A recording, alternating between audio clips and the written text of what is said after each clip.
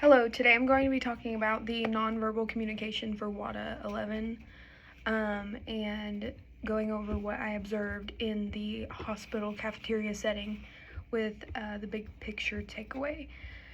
One of the first things that was noticed was how much the setting was influenced by people's nonverbal behaviors. I observed a lot of different cultures within this public space, which is visited by like students, employees, families, and other cultures.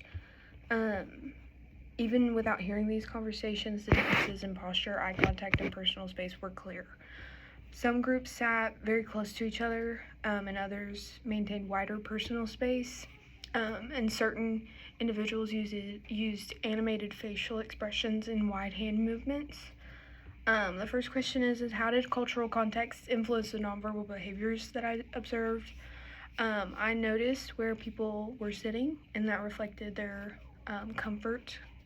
And some cultures usually normalize close personal space while others maintain more distance. I noticed eye contact and hand gestures. There were strong hand gestures and strong eye contact, and less for others. The second question is, what were the most significant differences or similarities you noticed across individual groups? I noticed touch, volume, and personal space. Some groups used touch naturally, like hugs and hands on the shoulders, and others avoided that. Volume was some spoke quietly, and some used large gestures and facial expressions.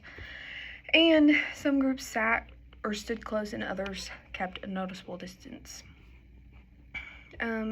The third question is, how might these insights enhance your own nonverbal communication strategies? I think it'll help us being more aware of personal space preferences, maybe helping learning how to adjust my eye contact, and reading nonverbal cues more carefully, and avoiding assumptions. Overall, the observation has reinforced that nonverbal communication is deeply tied to culture, and being mindful of these differences helps communicate more respectfully. And that is it. So thank you.